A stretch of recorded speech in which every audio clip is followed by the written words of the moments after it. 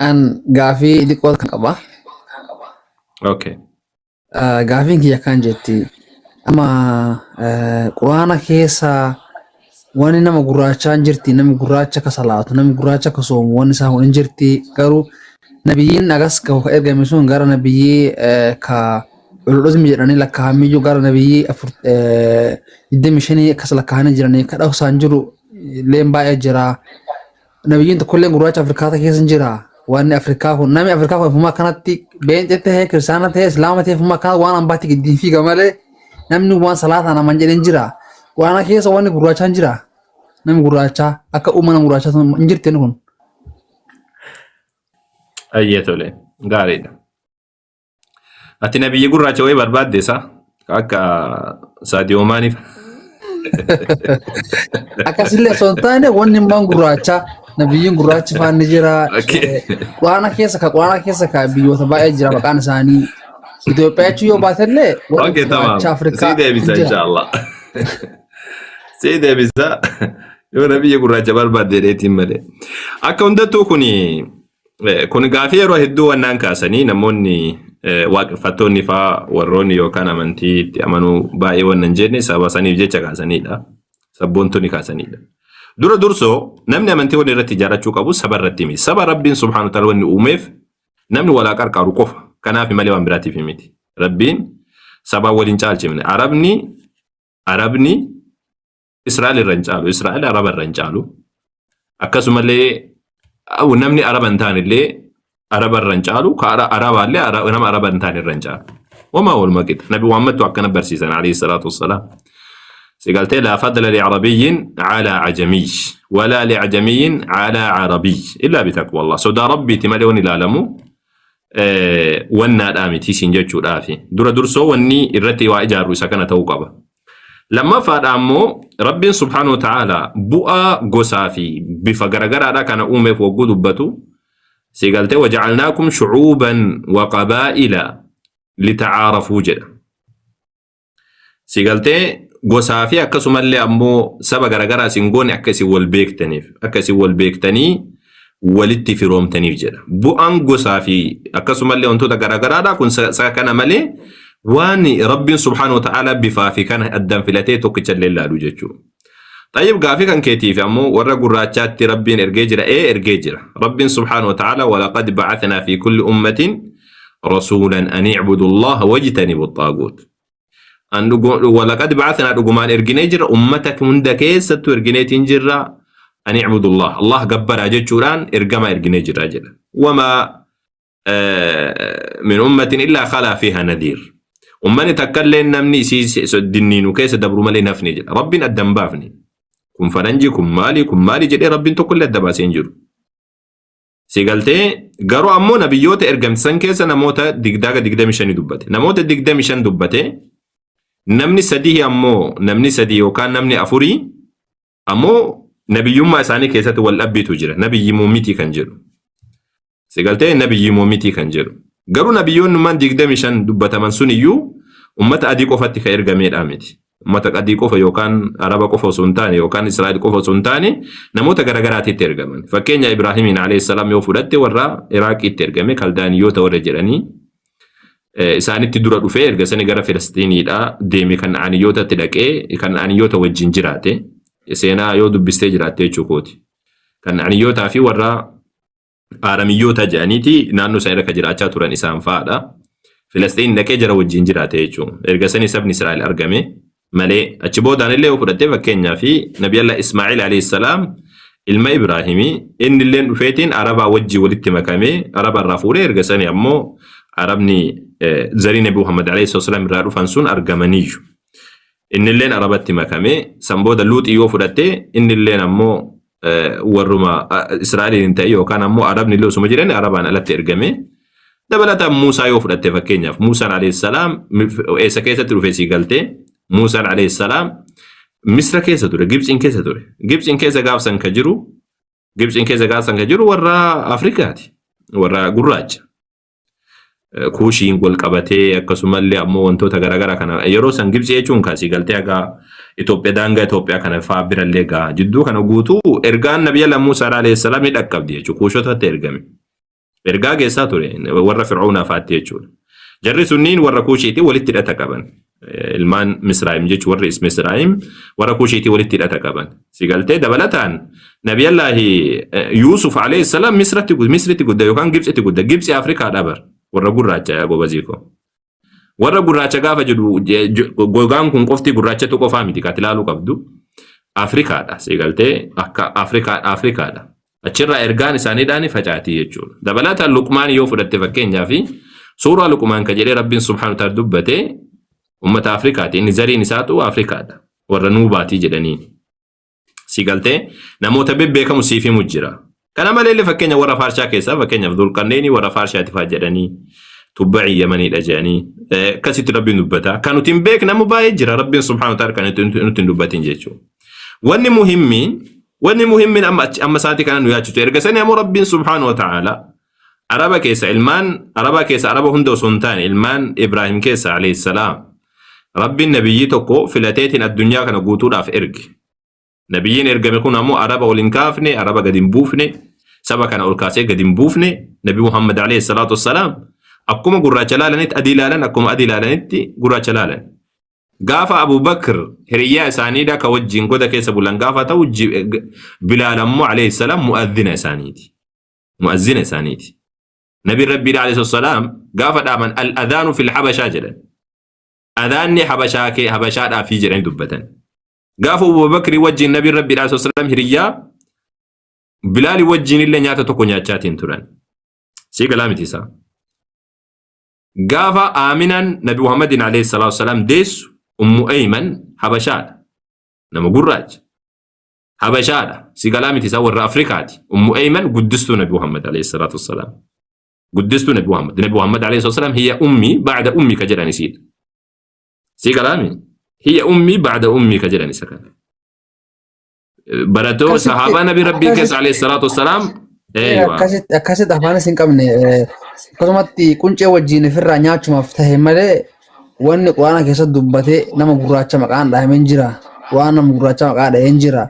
Amma Nabi Muusaa ati jettu kun Nabi Muusaa si jettan kun kaartaan Afrikaa kaartuma keessa jedhan malee wanni inni achi dhufeyyuu hin jirtu. Namni takkaa waa'ee nama gurraachaa maqaa dhahanuu takkaa hin dhageenye. Waa'ee nama gurraacha Quraana keessa hin jiru. Namni gurraacha Nabii keessa hin jiru.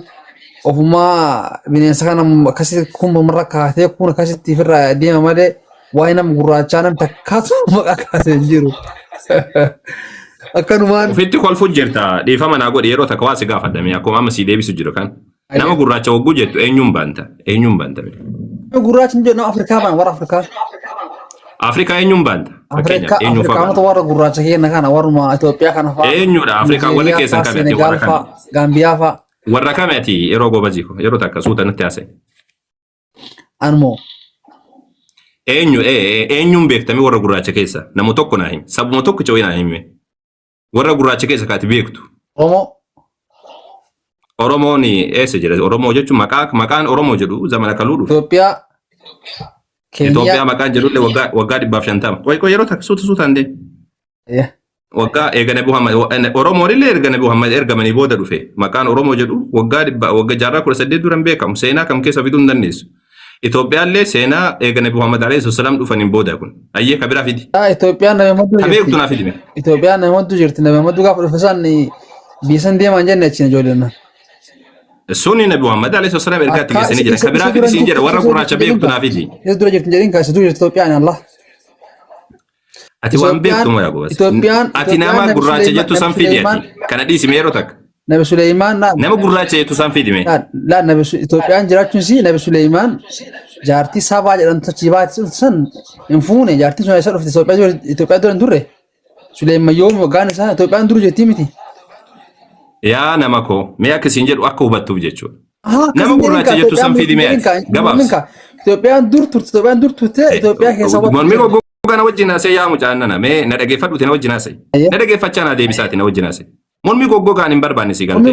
Wannan suuta dhees wajjin haasa'uu fi Itoophiyaan dur jirti. Mee beekumsa na wajjin haasa'e yeroo takka. Miira keessaa bee na wajjin haasa'e. Ati warrumaan gurraacha ati beektu eenyudha mee warri gurraachi ati beektu eenyudha. Ka ati beektu san qofa filatti. Itoophiyaan maqaa biyyaati Itoophiyaa wanni jedhamu maalidha sa beektaasa. Itoophiyaan Eenyudha warri Itoophiyaadha? maali? Maqaa Itoophiyaa jedhu zamana Nabi Muhammad jiru jira. Zaman Nabi Muhammad hin jira. Maqaa Itoophiyaa jedhu. Maqaan numa jira. Itoophiyaa jechuun absiinaa jirti miti. Mee kitaaba tokko naa kennime. Maqaa Itoophiyaa jedhu kana zaman Nabi Muhammad jiraachuuf kitaaba tokko naa kennime. Kitaaba Moromaa miti bara Moromaa osoo dhiistee firraa yoo hin jiru jette malee. Yaa nama koo bismillah. Ati amma na wajjin haasa'u jirtaa natti immoo jirtaa bara. Si galaa miti isa. Akkaataa mariidhaa yoo ka beektu taate ati alal muddaci albayyina. Gaafattuun barattaa. Sanamuu mormuudhaaf deemtu ammoo ni himtaa jechuudha ragaadhaan. Ibsi Itoophiyaa maqaan jedhu ni jira naan jette zaman Nabi Muhammad. Naa kennime kitaaba kam keessa yufidi naa kennimeti. Maal jette mee dubbadhu? Maal jette? Na dhaguutti hin jiru barkaatarraa. Si dhagoo jira. Kitaaba Itoophiyaa maqaan jedhu mee zaman Nabi Muhammad jiraachuu naa kennime. Itoophiyaan Nabi Muhammad dura jirti. Obboleessi kiyya Suleemanuu dura jirti. Itoophiyaan dur turte. Ragaa naa kenni siin jedhe. Ragaa naa kennate ganuma. Ragaa si haa kennu. Sabaan isa dhufte.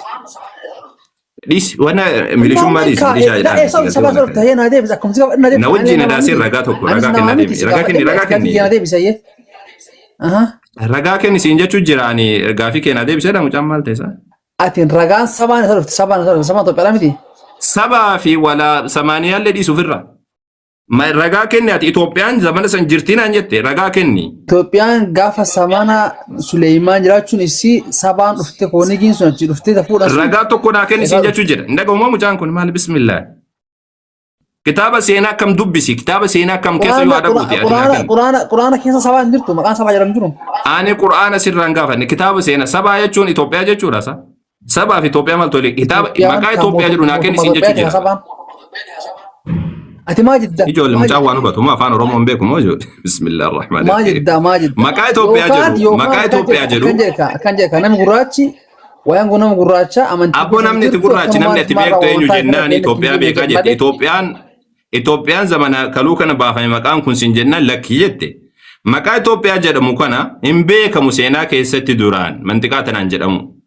Maqaa Itoophiyaa jedhamu Itoophiyaa tanaan jedhamee hin beeku. Ati mee maqaa Itoophiyaadha zamana Nabi Muhammad dhiisi waggaa 200 dura siiqiti naa kennime maqaa Itoophiyaa jedhu. Waggaa 200 maqaa Itoophiyaa siin jenne bara. Itoophiyaan maqaan isii dura absiiniyaa jira.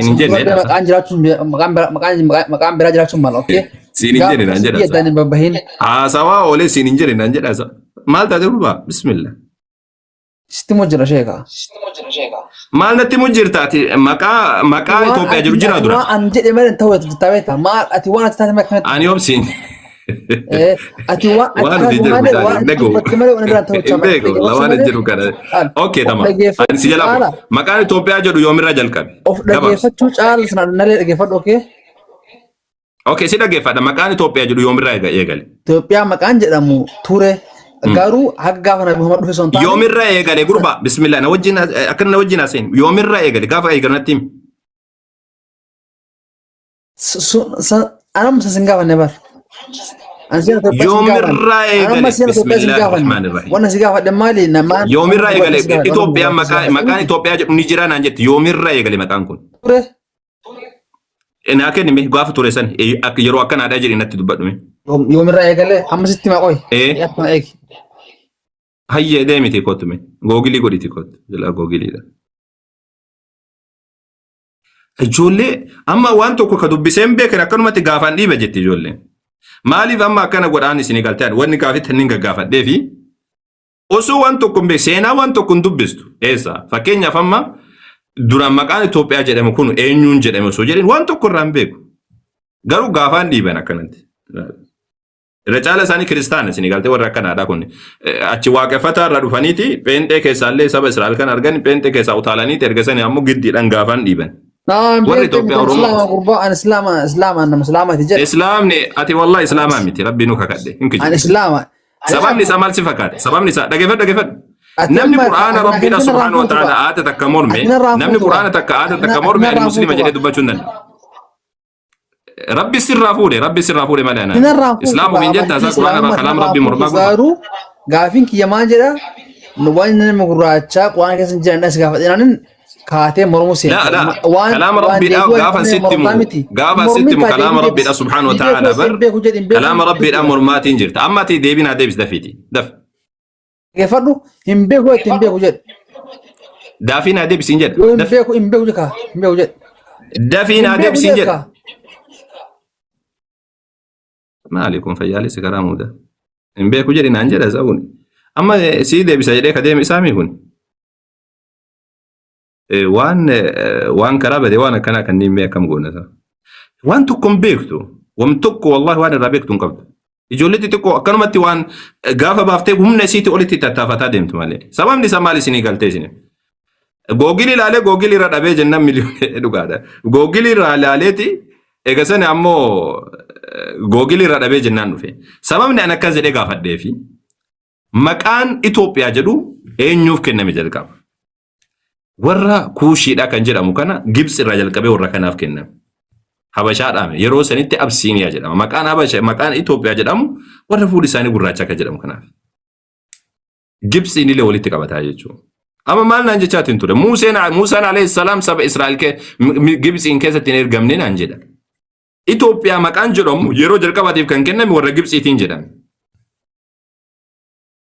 Itoophiyaan akka biyyaattu sun taane maqaan Itoophiyaa jedhamu jechuudha maqaan Itoophiyaa jedhamu warra Gibsiitiif yeroo jalqabaadhaa kenname warra Gibsiitiin jedhame erga sana ammoo achumaan as dhiyaatee zamana macaafa isaanii keessa waan dubbatameef jecha zamana Minilik keessa Minilik faati fuuteetiin Absiiniyaa irraa gara Itoophiyaatti baandiraa wajjin jijjiiranii Itoophiyaa jedhanii lafaa fudhatan malee Itoophiyaa jedhamee waamamaan ture mantiqaan sun jechuudha maal jechuu barbaadeeti walii galatti warra Gibsii keessatti yookaan ammoo warra Nuubaadha kanneen keessatti ergaan Rabbiidha subhaanahu wa ta'ala geettee jirti jechuudha. Ragaa eenyu kana nabiyyoonni ergamanii jiran Muusaan alayhi salaam ummata kana bira ture yaamaa ture Fir'aunaan fa'aa jechuudha. Fir'aunni faati Arabaa miti Israa'el illee miti jarri warra Itoophiyaati. Tamaam. Ergaan Rabbii dhageessee jirti. Erga sana ammoo ergaan Rabbii gahuudha. Tokko mana manatti gosatti Rabbiin nabiyyi erga jechuudha miti. Wanni Rabbiin subhaanahu wa ta'ala dubbatu ummata keessatti jedhela. Oromoo wanni jedhamu Oromoon kun kaarra walitti qabame kun nama tokkicha gaafa duraadhaa sanbar. Nama tokko bar akka kiyya kana awwal Qaasiim jedhama kun fakkeenyaaf amma. Oromoo namni jedhamullee gaafa duraa nama tokkicha akkanatti maatii keessaa nama tokkodha. Erga sana ammoo deemeeti ilmaan dhalee maatii ta'a. Maatii horata. Samboodan deemeeti qoosii siiqetiin ollaa garagaraa ta'an. Samboodan xiqqoosii siiqee Oromoon kuni ardaa ta'a. Samboodan siiqee gosa ta'a. Samboodan siiqee saba ta'a.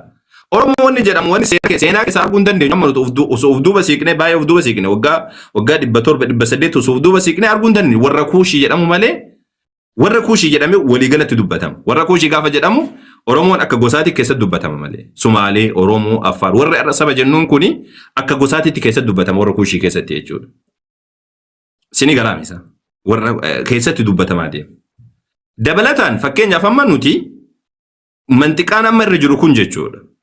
Seenaan lafaadhaa yoo laalle jechuudha. Fakkeenyaaf amma Bahra al-Ahmar Baharri diimaan kun kan namni irra ce'u kun duraan bakki kun bakka Arabaa fi bakka Itoophiyaa wal keessa jiraachaa turan jedhama.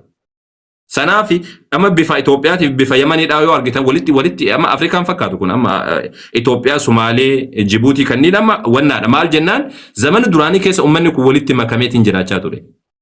Yamanii fi Itoophiyaan gamni kun jechuudha. Uummanni kun guutuu walitti makamee jiraachaa ture.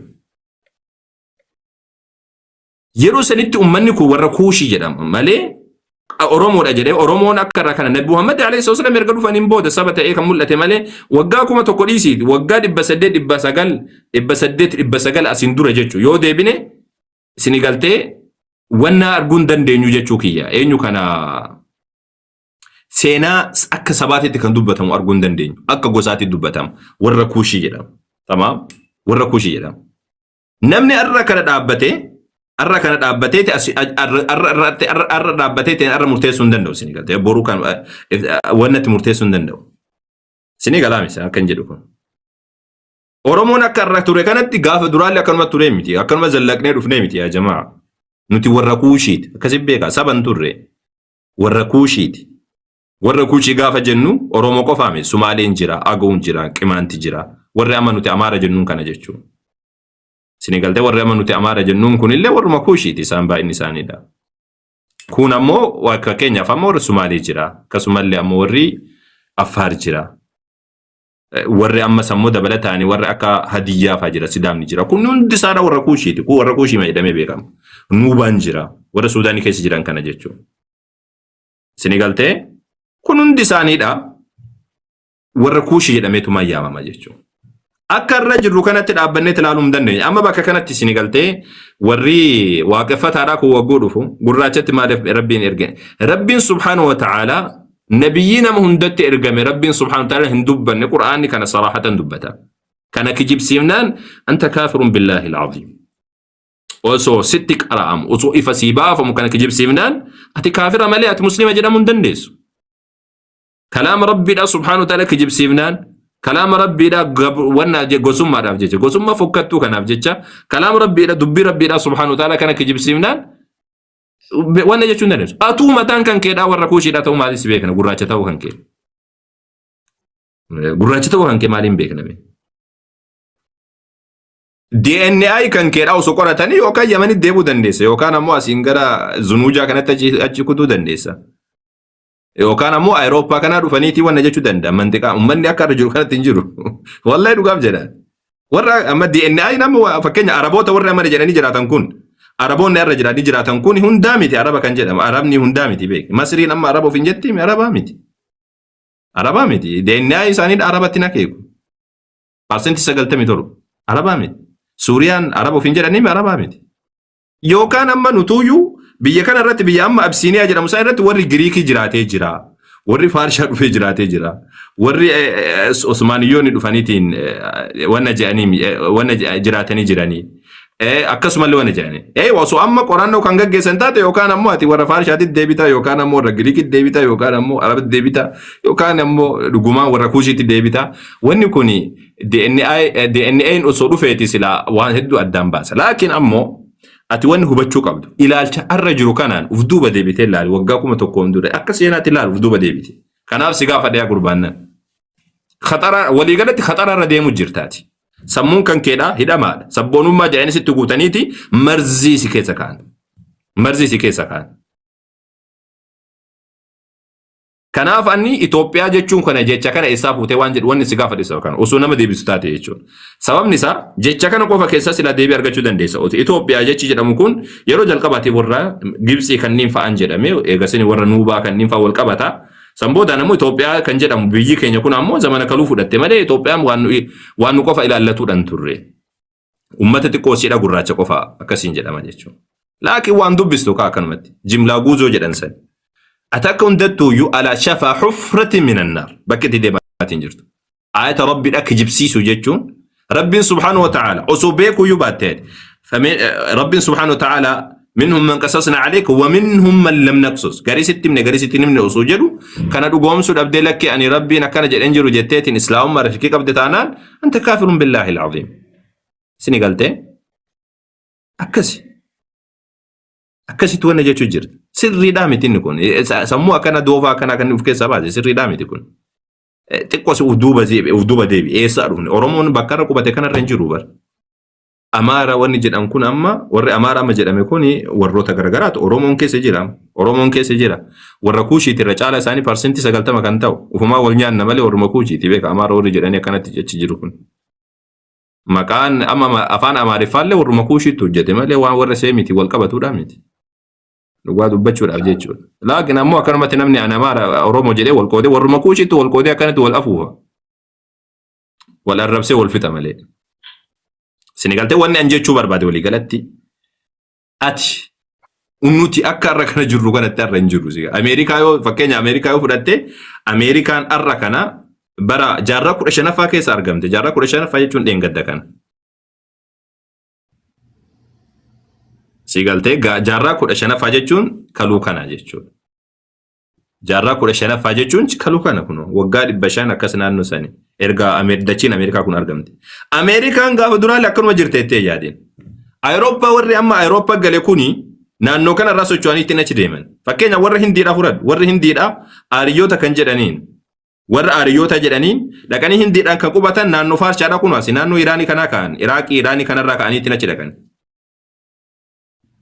Sii galaamisa Iraanii naannoo kanneen kuno naannoo amma kuno naannoo nabiyyoonni keessa ergaman kanarra kaanii achi dhaqan. Hindii dhaqan jechuun hindii irra qubatan. Warri Awurooppaa dhaga kun illee karaa kanaan deemanii garas dhaqan. Warri kun hundi isaadha akkasumas socho'aa uummanni akka dura ta'an nuti amma warri kuushiidhaa bakka kana hin geenye yeroo duraadhaa jechuudha. Warri kuushiidhaa naannoon itti argame naannoo Suudaanii naannoo Baharaa kanarraa jira. Eegasani ammoo as faca'eetiin jiddugala Itoophiyaa kanarratti galle nuti. Sirriitu badhume waa dubbisilleedha waan duraan jiru sirriitu badhu. Zim jetteetuma akkanumatti akka nama waa beekutti akkasi deemte islaamummaa kan ofirraa mulqite ofirraa darbitee qullaa kan kee fiigte wallahi ni salphatta akkasii miti siigaltee akkasiidhaa miti siigaltee ayata rabbiidhaan mormiin ani wani na aarsessi keessaa waan biraati miti kaafira osoo taatee gaafattee rakkoodhaa kiristaan ofiin jettee osoo gaafattee rakkoodhaa miti si hubachiisa laakiin ammoo musliima ofiin jedhaa ayata rabbiidhaan mormaa Quraana keessatti ani wanna kana kun sabboonummaa kaluu kana warri sabbootota warri waaqeffataadha kun fide kana malee seenaa keessa waan hin jirre beeki wallahi waan hin jirre kun akka waan akkanumatti nuti as jirru Oromoon kun akkanumatti as jiru wayitti fakkaata yaa jamaa nuti saba tokko amma duraan ammoo sabaa miti namni Oromoo jedhamu sun nama tokkicha ergasanii ardaa taane suutaan siiqnee saba taane jechuudha akkasitti deemee as keenya. Ammas nuti gaafa namni Oromoo jedhamu sun qe'ee takka xiqqoo wayii keessatti wanna jedhe. Qe'ee takka wayii keessatti argame. San boodaan ammoo deemee horee amma kun lafa kana guutuu argatee jechuudha. Sii galaami akkasitti qabadhu. Kuni akkasitti qabadhu siin jechuu barbaadeeti. Waliigalatti ani wantoota namoota biyya warra gurraachaa kanatti keessatti ergaa geessan asii kaasee jennaan fakkeenya Nabi Allah Yusuf alayhi salaam ummata kana keessa warra Gibxiitti dhufanii warra Gibxiitti da'waa godhanii jedhanii Nabi Allah Muusaa alayhi salaam warra Fir'auna fa'aatti akka yaamsa godhe akkasi dubbata lakki nama waan si dhibe gaafachuudhaa miti ka kaafira si godhu ayata rabbii murmuu kan keeti malee ayata rabbiidhaan murmuu kan keeti malee. Sigaltee dabalataani Luqmaaniin fa'aa waggoon sitti dubbadhu lakki jettee akkas dubbachuun sirriidhaa miti. Tamaam? Akkasi. Tamaam yaa jamaa garaan deebiin haafiz jirtaa? Tamaam. Jira Ustaaz salaamu alaikum wa rahmatullahi wa barakatuh. Wa alaikum salaam wa rahmatullahi wa barakatuh. Akkam nagaa jirtu Ustaaz? Jira alhamdulillah fayyaadhaami? Yaa alhamdulillah. Ustaaz gaafii anuma deebiseen buusinaa taa'ee adabatee dhageeffatu. Dhageeffadhu taa'iti obsinii akka jettu. Okay, itti fufi haafiz. Ustaaz rabbiin alatti namni waa qabu safareemi. Maal jettee sagalee kan kenna gahu. Namni rabbiin alatti waan qalu yaani rabbiin maqaa rabbiitiin alatti namni waa qabu. Yookiin Nabi Muhammadin illee ta'ee nama biraa waammate namni qalatu haraa yaani namni sun kafara. Maqaa waan biraatiin ka gawramu.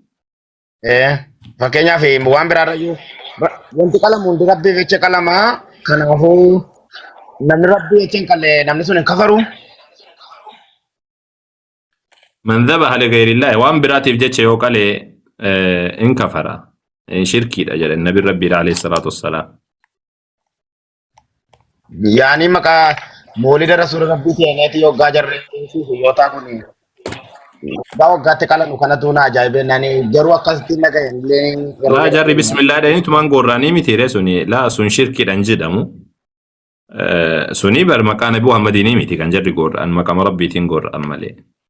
Moolidni bid'aa haa jedhamu malee gorraasaa jarri fakkeenya uummanni keenya kan muslimaadha kan dogongoran obboleewwanuma keenya kufriitti achi hirkisuun isaan hin taatu siigaltee islaamummaa keessaallee waan isaan baasuu miti kun moolida gochuun obboleewwanuma keenya isaan dogongoraniyyuu obboleewwanuma keenya dabalataan amma sammuu ogguu gorra'anilleen isaan bismillah nadhitumaan gorra'an malee akka isaaniititti jaalaluma Nabi Rabbiitiif alayhi salaatu wassalaam gorra'an malee waan sanillee godhan malee isaan jibbaaf miti. Haa ta'u garuu ammoo wanni sun bid'aadha.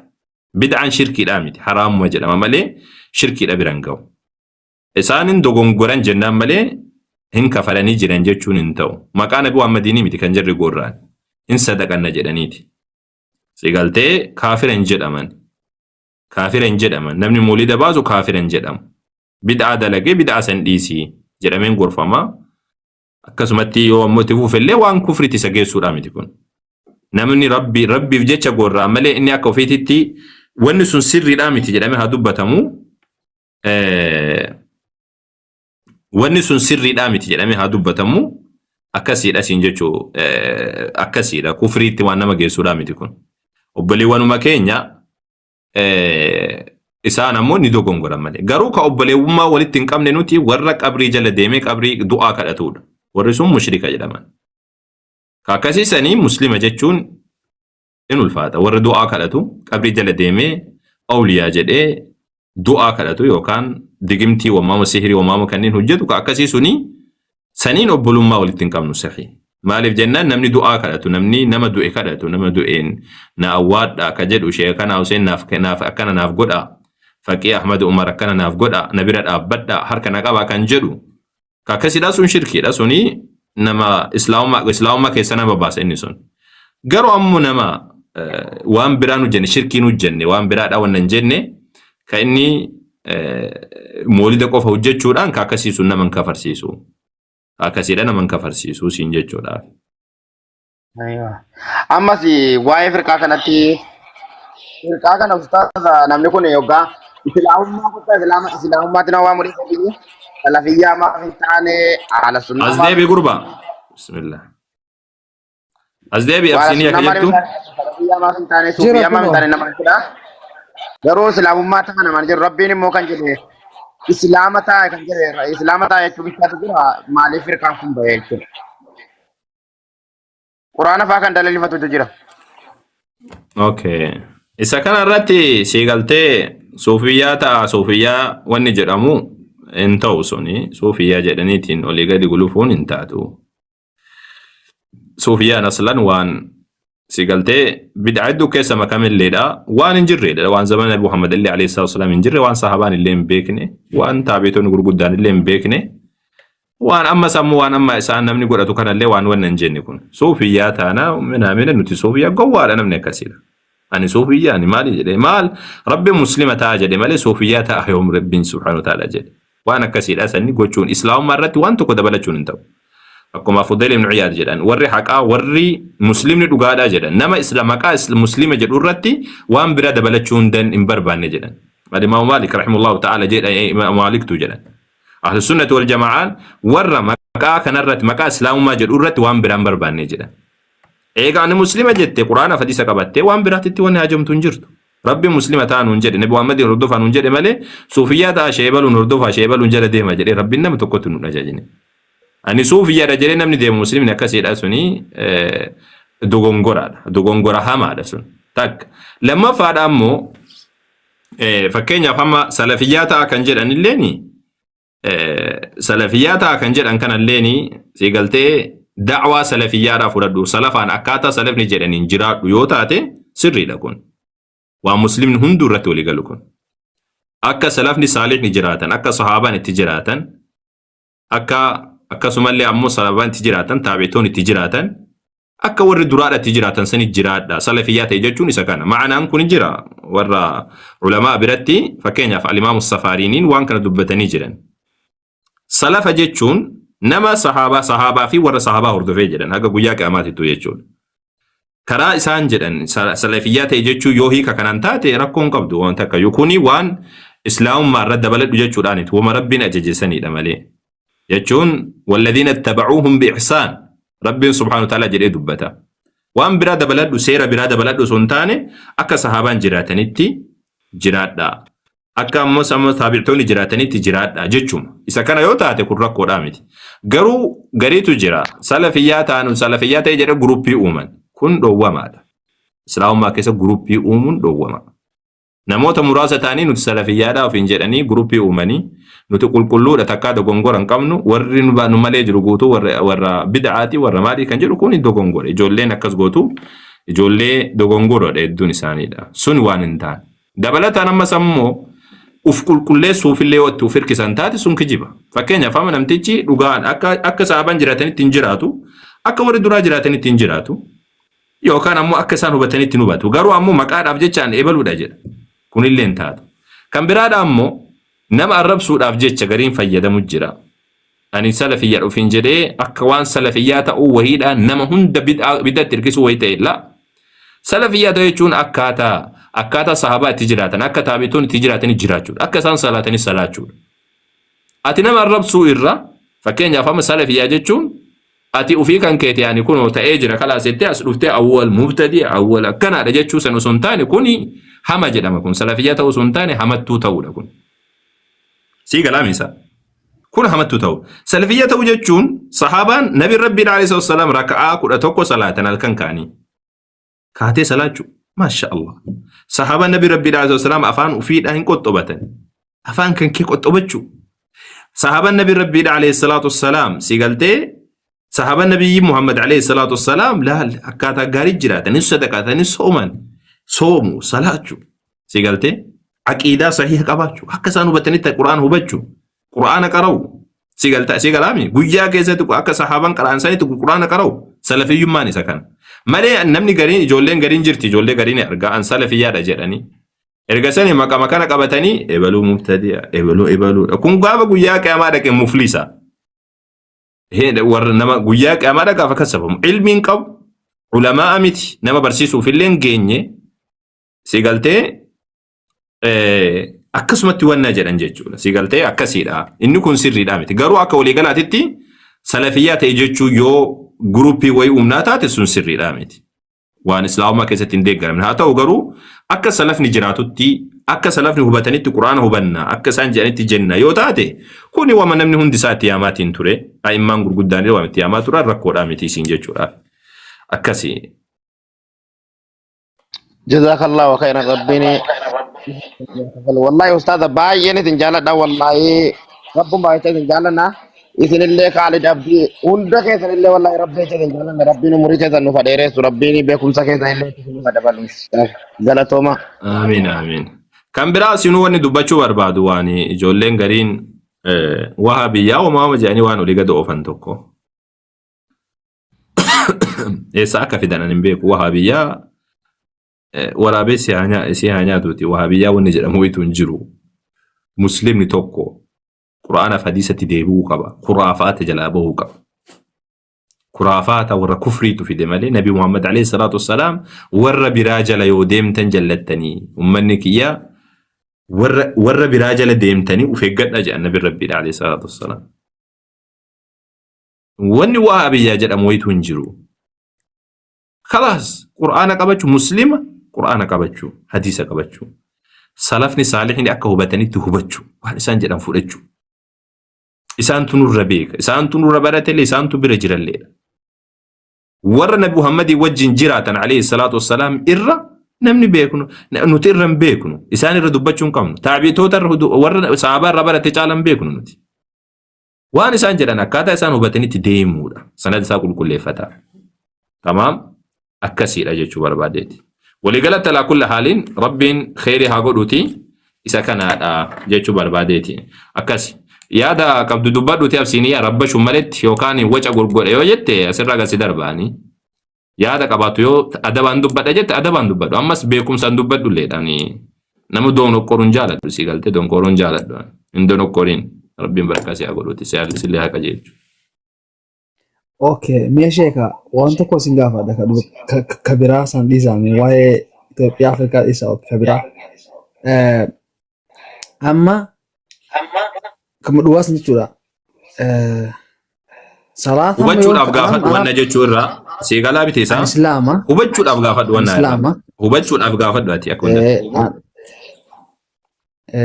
hubachuudhaaf wanna gaafadhu amma salaata dirqama yeroo shan salaatu qabdaa yookaan ammoo sooma okay sooma salaata keessa jira salaatu ni jira dirqama guyyatti yeroo shan salaatu qabdaa كبرا قافين برا أنا ما كمدا أنا ما يتم يون سرعتس يون ديسس جرادي استغفر الله يا قرباتي فتنا ماذا وسوسة ستجرا أتي تقوى سلا وابدا كوني وانما وانغافة وما كون ومسلم نغافة ساكون مسلم في إنجت تجاروني صلاة جت تجارو أمواتي صلاة دركام صلاة أنا دركام نكتة أتم بيك توما هم أمريكا نكيس بوتو جتوا هي صلاة دركام كتيم بيهجارو شان صلاة دركام عشان صلاة دركام ويت Shan salaatuun dirqama akka ta'e hin beektu ati akka dhageessee hin beektu islaamummaa keessatti. jechuun quraana keessa hin jira. Quraana keessa hin jira. Quraana qofaaf musliimni kan fudhatu. Duuba quraana guutuu qabna quraana gujiraami quraana jiraami quraana guutuu jiraami. Maa quraana irratti dabalatan quraana irratti quraana ibsi quraana illee jira hadiis ni jira nabi Muhammad dubbatanii jiran. Namuma quraana nutti fide santu hadiis illee dubbatanii jiran. In fudhatu hadiisa hin fudhatu moo? Hadiisa duuba wayi namni irraa rikoordii godhee fideeree hadiisa irraa cirnee fidanii bara itti guuranii irraa garii raamsanii fidanii bara. Maali? Hadiisa kan beektame hadiisa keessamee kitaaba kan beektame. Hadiisi duuba martuu dhugaati hadiisi gariin da'iifa jedhanii gariin so hin jiru jedhanii gariin maal jedhanii gariin sirrii miti jedhanii kan dhugaa wayi duuba wayi namni akka quraana irraa waraabee rikoordii godhee fidee duuba irraa barreesse. Hadiisa ganaa shaafi'iyyiin faan albaaniyaan faan namichi sufaan achi dhufee kunoo gaafa waggaa hagamtu booda barreessee akkasi fidanii. Albaaniyaa siyaa nyaatu gurbaa. Wama tokko wallahi waan islaamaa waan tokko dhageeffadhu. Akkisiin jedhe mee hubannaadhaaf yoo akka gaafatu taate siif ibsa. Dhuguma gaafachuu jira dhuguma.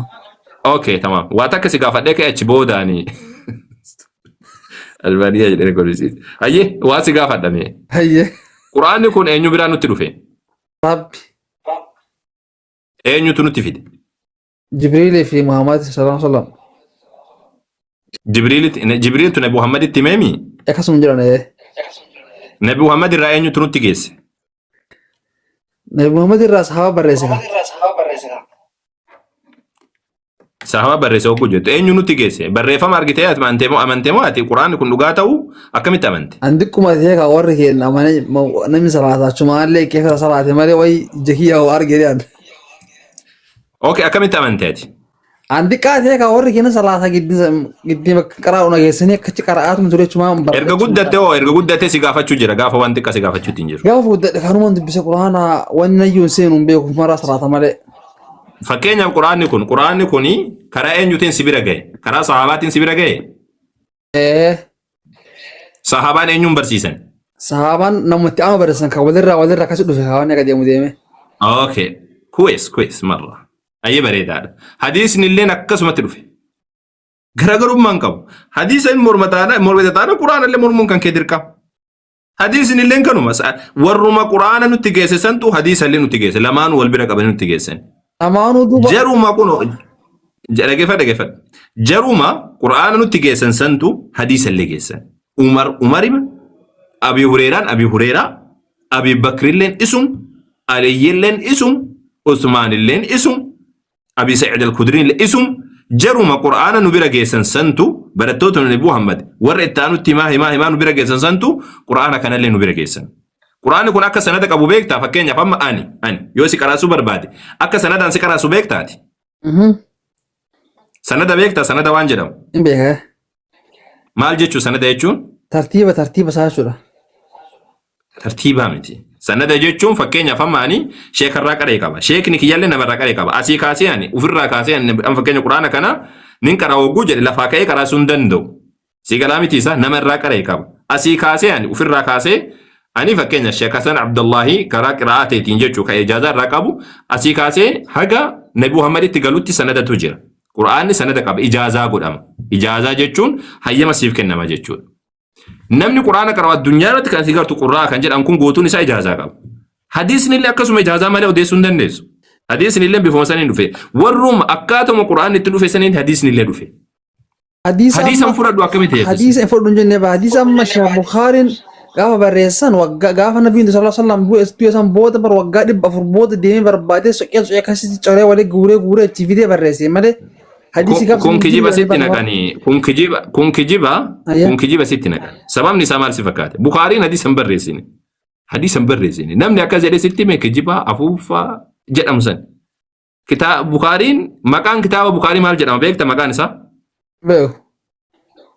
Hin beektu ayyee sitti ma dhageeffadhu natsaadha birrii takkan kafaltu sitti ma yoo ka qabatu taate Bukaariin hadiisan barreessine maqaan kitaabicha isaatu Al-Jaami'u Sahih jechuun Al-Jaami' lima sahha min hadiis Rasuulillah sallallahu alaihi wasallam jedha si galtee Al-Jaami' jechuun walitti qabaadha waan isa bira gahe si galtee fakkeenya odeeffame waan isa bira gahe waan Bukaariin hadiisa gara kuma hadiisa miliyoona tokko keessaa waan sahiha jedheetiin sanaddi isaa qulqulleeffatee jedhe waan beektoon irratti murteessan walitti qabe. Fakkeenyaaf amma ati Quraana kana jechuudha. Quraana kana fakkeenyaaf namni sitti mee Quraana kana qaraamee si bira ga'e. Eega sani walitti qabdeet waan dhageettisan fakkeenya Bukaariin wagguu qara'u jechuudha. Wagguu nama tokkorraa dhaga'u hin barreeffate. Kanallee hin barreeffate. Addunyaa keessa deemee hadiisa bakka jiruudha. Barreeffatee waan Nabi Muhammad irraa kaasee haga isaadhaa isatti ga'e. Namoota amanamoo bira sanada sahihaan isa bira ga'e walitti qabe kitaaba tokko keessan malee kitaaba Bukaariin sahihaan kitaaba hadiisaan barreessin. Maqamman Bukaarii jedhuyyuu kitaaba hadiisaatii miti walitti qabe. Sigaltee walitti qabaa jedhama. Bukaariin hadiisa barreesse namni jedhee sitti mikijiba. Achi dura ammoo Bukaarii dura namoota hedduu walitti qabanii jiran. Fakkeenya Muwaxxaa Imaamu Maalik. Imaamu Maalik warra jaarraa tokkoffatti dhalatee jaarraa lammaffaarratti du'e Imaamu Maalik. Bara 179 du'an. Dhaloonni isaanii 90 keessa dhalatan. Bara 93 dhalatan. Abu Haniifaan waggaa 150 du'e isaanillee barreessanii jiran. Musnad Abi Haniifaa jedhamee jira. Dabalataan jaarraa tokkoffaa keessa Abdullah ibn Amr ibn Asifaa barattoonni Nabi Muhammad yookaan sahaabaan isaanii barreessee jira hadiisa. Achi asillee jaarraa lammaffaa keessallee namoonni barreessaa tuman turan. Zamana Bukaariin barreessan keessa jaarraa sadaffaa keessallee barreessaa turan. Garuu ammoo ulamaa'in akka jettu callisanii akkanuma fudhatanii miti. Hin qoratan. Hadiisni kun eenyu biraa nutti dhufe? Karaa eenyuutiin nutti dhufe kan jedhu. Fakkeenyaaf sahaabaan odeesse eenyudha? Sahaabticha sanirra kan odeesse hoo eenyu? Heettaanurraa kan odeesse hoo eenyu? Heettaanurraa kan odeesse eenyu? Jarri kun wal bira jiraatanii wal dhaqqabanii hadiisni kun shuzuuza qaba jedhanii sharxii kaanii sharxii saniinii addaan baasanii hadiisa sayyee ta'uusaadhaa yaadu Bukaarii walitti qabe. Sanboota ulamaan gaafa dhufan sayyee Bukaarii kana laalanii tokko tokkoon hadiisa tokko tokkoon xiinxallaniiti waan Bukaariin jedhe kun sirriidha jedhanii irratti walii galan hundi isaaniitu jechuudha. Sababni isaadhaa rakkoon qabu hadiisa Bukaarii keessa kan jiru ulamaan guutuu irratti walii gale. Maaliif jennaan? Akkuma Bukaariin jalatti xaaree jalatti wanna jedhee walitti qabeessaa wanni inni walitti qabeessuun hadiisonni kunniin sirriidha jedhan. Hadiisni kasan qofaa miti hadiisni kun miliyoona dachii kanarra jira beeki. Akkasi mee sii galee amma? Sun diqoota kanaa galee jira. Garuu anama Quraanaan beekaa beektan Quraan qaree jira. Tafsiirri xiqqoo maal hadiisan baranne malee Quraan eega fudhatte akkamitti hadiisan fudhanne naa jaabsiisa. Tafsiirri xiqqoo kan beekaa beektaa amma yoo an Quraan qareen jedhu amma Quraanni kan akka inni guutuu ta'e nu barsiisanii beektaa dura amma Quraanni kun guutuu hadiisa kana namni akkasi seeran waan godhan jiru Quraanuma qabaadha Quraanuma kun guutuu waan ta'eef waan maraa keessa jira minaa jedhanii akkasi barannee beektaa Quraan amma yoo ilaallu waan gari jira Quraan keessa hin jirre tanam istanaa giddiin itti guuree fira hin jiraame ittiin fiigan nutti fiigan kanattu beektaan jiraa miti amma mataa walti nurra beektaa. Laa kuni vaayirasii sitti naqaniidha gobazi. Vaayirasii namni akkanumaan namni karaa deemu sitti naqeedha malee kun oduu durii zamanni warri mushashiktoota bira dabranidha kun. Wanna Quraana jechuun kitaaba bu'uura wantoota bu'uura jireenya addunyaa kanarra jiraachuudhaaf waan siif ga'u keessatti walitti qabamedha. Bu'uurri isaa kana. Hadiisa yoo fudhattamu hadiisa Rabbiin subhaanahu wa ta'ala Quraanuma kana keessa dubbate litubayyina linnaas akka ifa namaaf galchituuf jecha jedhe. Gaafum Quraana irratti buusuu Rabbiin subhaanahu wa ta'ala inna caleena jam'ahu wa qura'aana. Qoma kan keessa walitti qabuun ibsu si qaraasisuun nurra jira thumma inna caleena bayaanahu jedhe. Ibsi isaa nurra jira jedhe. Ibsa eenyutu itti kenne? Nabi Muhammaditti kan kenne ibsa Rabbuma sani. Rabbuma Quraana buusetu ibsa illee natu sitti kennee jedhe. Ibsa maali?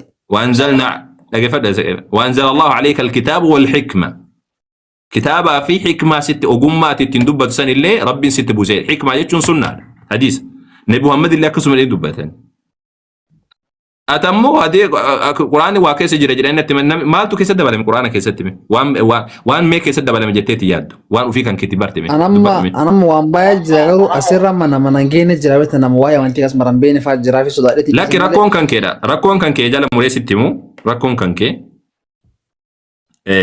ركون كان كي توكو إمبرن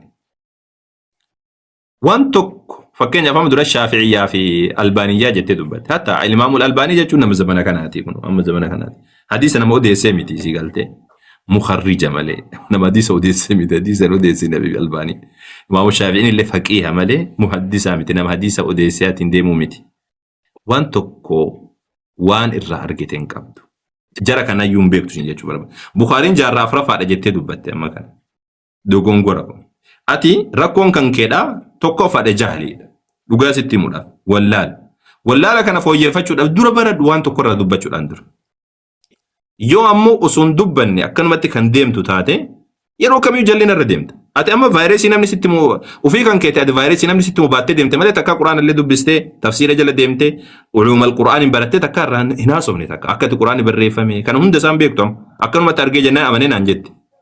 Garuu ammoo mormuudhaaf deemta. Kun waan dogongoraati. Dura namni waan tokko mormuudhaan dura hin qorata. Jala bu'eetiin qorata akkamitti barreeffame akkamitti dhufe. Mee waan gootu yoo xiqqaate mee afaan baradhu kitaabalee dubbise achi boodaan ammoo waan kanarra haasa'e. Mee fakkeenyaaf ammaaf ammoo si dhiisa takkatti tana gaafii takkatti jechuudha. Mee quraana keessa waan argite. Sigatee waan quraana keessa argite waan tokko dubbadhume. Oh my god. Waan tokko waluma dubbachumaa dubbatta waan dhibba sitti hin fedha as keessa nama baay'ee jiraafin dhiisa malee. Inni isin tokko jedhu dhibbalee dubbata. Keessa faana dubbisanii silaan jiraami waan baay'ee jira. Quraana sun taane hadiisa keessa jira waan hadiisa quraana walitti fidan wal faale sun jiraami kanatti adda oh my god addaan fagaatu jira beektaa. Waan tokko dubbadhu waan tokko jedhii jalqabe itti fuufi. Yoo nama dubbadha taate yoo uummanni kun martuu waan san dhagahee boojitti gaafate yoo achi waaqee na gaafate yoo gaafan yoo dhufee na gaafate yoo. Akka gowwaan ta'in gurbaa bismillah saatii nu jala gubu jirta. Dubbadhu siin jechuu jira saatii si kennee jira. Okay. Mee waan tokkoon dubbadhame. Amma quraan amma dubbachuu dhiisee firraa hoo maal na fayyadama dhiisi faayidaa hin qabu dhiisi. Akkam godhata isaa gurbaa maal akka waan godhata isaa gurbaa. Firraa bu'ee isaa kun. Waan tokko ijoollee dhamaatutu akkanumatti olii gad utaaltu kana ni ajaa'ibsiifte. Waan barattu, taarika hin beektu, waan tokko hin dubbistu, erga sani ammoo ooyi maagaati. Wanni haala xiqqoosiidha si galtee. Ijoollee akkanaadhaa hedduu jiran amma ijoollee waa tokko hin beekne hatta Hamzaa Jaabir fa'aa ol qabate waan akkasii jala oolti. هم بدأت قتيسي وانتك نحو بيك لا عنده نحو ولا عنده صرف ولا عنده كذا وانتك ومتك وانسى علوم شريعة جدا وانتك والرقوبا كمان كلمتها سودا كنت نوجهها سوا جدا يو وجهنا سوفت أمو وانا أفور جرى الرارقة واتي أفور ولا لماتي أفور ولا لما وجهنا أمو هاسون 6 ألفات أما كريستانا وقونو توجه هاسون وكريستاني ما جاف سابي كنا بيكاف وجهنا هاسون كون أمو وانتكم بيكو ولا كريستانا تأي كريستا ما جافن بيكو مسلمة إيه حديث القرآن وأنتو قرآن بيكو جملة جوزو كلمة سنغالتي جملة جوزو جدا مثلا أكسيد حمزة جابري والكابتة جولة أكس إسجلا ياتو جولة أكنا كني ما لك تأي وان توكو سنغالتي وان توكو أكمل تأكل في وان توكو كوبان كمان كلمة تجلس سنة تمر مقف كوني إسلام ما كيسنا ما باسا أنا مسلمة جدا سلام نشان تاو رجع قرآن حديث الرام فلادو إيجاد سيد الرام فلان متى عندي كرجع ليتي جهنم إنسان من السجارين تادا ما قلت نلي بيرين نوتي مسلم توتا كان أبو محمد عليه الصلاة والسلام جرين تدي منن دي الله يجرو كاجدا يو حديث الرام فلادو جت مركان كيتي جهنمين متى نسير تندي قرآن التون مفهوم اليوم سنجن نودي كفرتي يو واقع سديله واقع جت من أقبلنيا وان توكو وان نقلشو رامتين نكون حديثا فرادو جنانة مسلمة بتي والصح خلاص أجمت الداني كنكا ما تجري إكن الداني أتي نما حديثا فرادو تانا كان مسلمة بتي كافرة جنة الداني كن بلادي من أجمع نتمم مسلم توتا وان نبي محمد عليه الصلاة والسلام نتين دفا ورق إيبا تمام ور نبي محمد عليه الصلاة والسلام هردفو ور نبي محمد عليه الصلاة والسلام هردفو نتي قرآن كان كبو هردفنو وان قرآن كان نتين في نبي محمد عليه الصلاة والسلام دبي ساني اللي قرآن كان الرافوني دبين كان كيكي جيبان جنو نبي محمد عليه الصلاة والسلام نتي نبي محمد ينكجيب سيونو تسمى اللي تاتي صحابة كان قرآن وجرى صحابة بلتوت نبي محمد ور قرآن كان نتي أزجيسة هي تكسين وبير أزجيسة قرآن الرافوني لك حديث سينم تنامو كجيبان جنون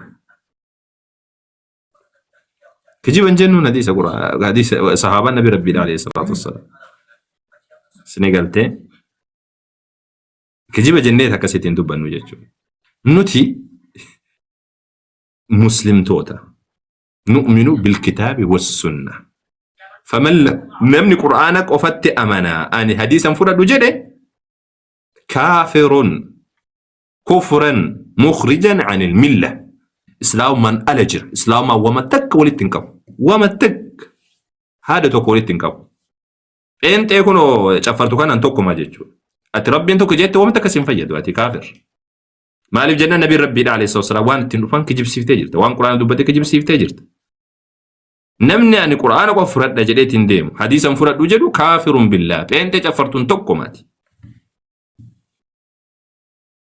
فأنت جفرتون توكما كان أنا ميت كمرتيس بيك مسلم تو تقولوا علماء مسلمة قولوا مرتيس كان فأنت جفرتوا كونوا فأنت نتي تي أسوسي أرجع نجرو كان أرجعته جران توكما ومتك توكما غراغرون ما نبيرت تنكب دوم منا سنقالته أكاسيدا مسلم هجتشون نما قرآن في حديث فرته وان نبي محمد التندو فنقوتو فرته أدان قودم مالتي مالي نما عن القرآن لك قرآن طيب القرآن ما فرتاتي وانا جتشون القرآن ما فرتاتي إيجا حديث مفرني جرا القرآن أزجي سلين جرو مسان تو أزجي سي يعني قرباتو كومي كوارف ستوكو أوكي بديسي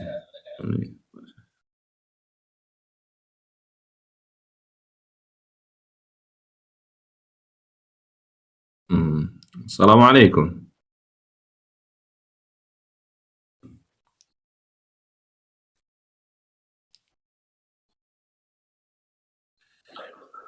الله أكبر الله أكبر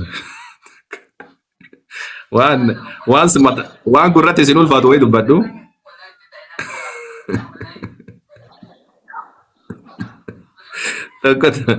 tokkotu siyaasa arabaa ka jedhu tokkotu waa'ee nabiyyi Muhammad alayhi salaam abbaa mana Aishaadhaa warra dubbadhaatiin aseensisaa jedha kootu seeni jennaa ergeefi jennaa hin dide ani kan hin jedhu akka warri kaatolikiitii fi warri ortodoksii illee amanuun gaafa Maryam Yesuus hin deessu waggaa 12 Nabi Muhammad alayhi salaam Aishaa waggaa 9tti wal bira gahan Aishaan guddoodha gaafsanii okay kam turul qaama namaa kan miidhu qaama dubartii kan miidhu daa'ima guddaa waaqa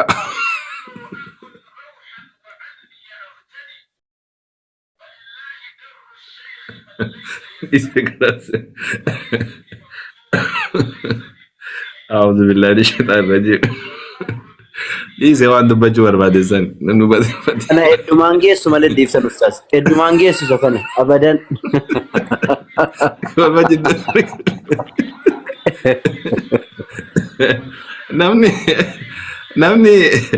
namni waaqni kiyya dubartii waggaa 12 keessaan gad ba'ee jedheetiin amanu waa'ee fuudha Nabi Muhammad alayhi salaatu wassalaam akkamitti irraa haasawasa kamtu qaama dubartiidha miidha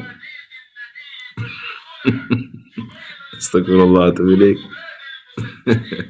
dubbachuu dadhabe malee silaa inuma dubbadha beektee osoo aaree inuma dubbadha garuu kamtu qaama dubartiidha miidha kan jedhu gaaffiidha naaf namni waaqni kiyya guddaan waaqni tokkicha hin qabu kunoo karaa Maryam keessaan naaf dhalate nama ta'e naaf dhalate intala waggaa 12 keessaan naaf gad bahe jedheetiin amanu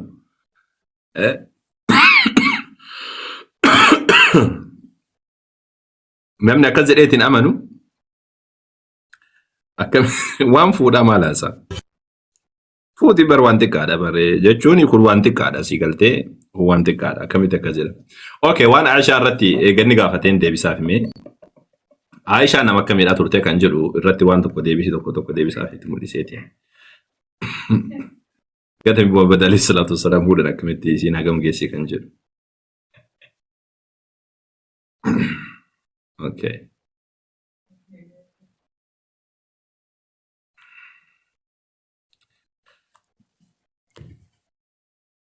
nasal fachiiftan abbo in dubbadha jedhee kan inni tulfaatee bar duraan inuma dubbadha illeedha osoo aaree jiraadhan mallee inuma dubbadha laakiin sun aarii nammoo xiqqoosi ni tulfaata malee ayyee mee waan kana isin agarsiisuu barbaada waa'ee Aishaadha yeroo hedduu irra deddeemanii waan kaasanii fi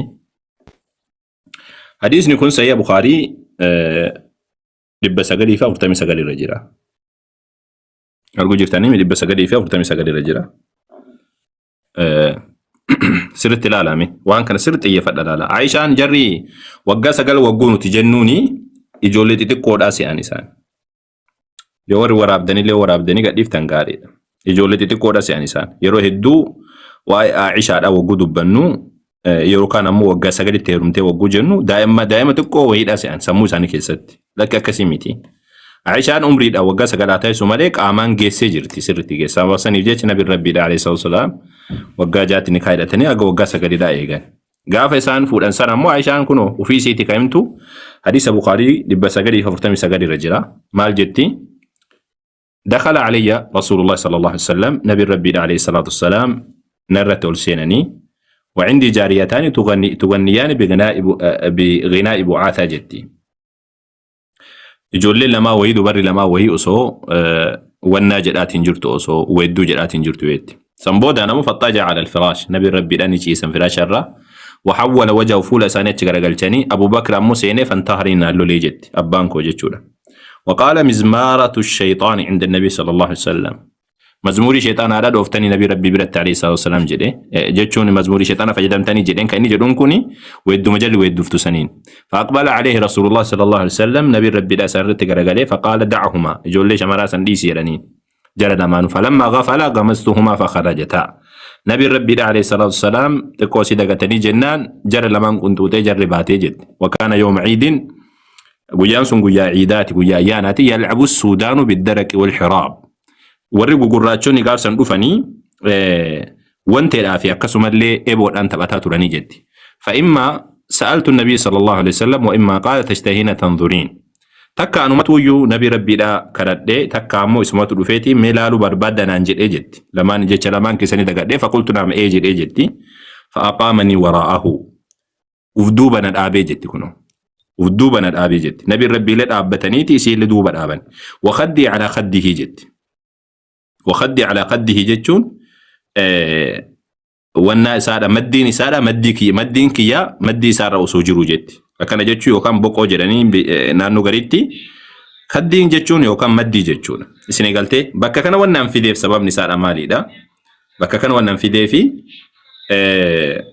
maddii jechuun as bakka kana yookaan boqoo jedhan kanaadha. Akkanatti nabi rabbi an dhaabadhe jette Aishaan duyda duubaan laal kanatti maddii isaanii maddii koo maddii nabi Muhammaditti alayhi salaatu wassalaam maxxansee akkasitti taa'aa ture jette akkasitti ilaalaa ture jette.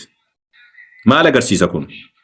مال غرسيسا عائشة رضي الله تعالى عنها غاف إجول لجد سنيو إسين ديرتو نبي ربي لا دوبا أبد إجت كنو وصو دائما تقول ذاتي نما قد دوبا أبد نبي محمد عليه الصلاة والسلام إيراد جدو قال إساتي نبي محمد اندور عليه الصلاة والسلام دوبا أبد أكمت دوبا أكمت وانا جتشو دنديسي وصو دائما تاتي أكسان جد أنسان وصو دائما تقول تاتي أكمت لالو دنديسي نبي محمد دوبا أبد انت لقد دولا ديرتو waggaa sagal gaafa jennu umrii isiiti jechuudha malee isiin gaafsan hin geenye jechuudha miti.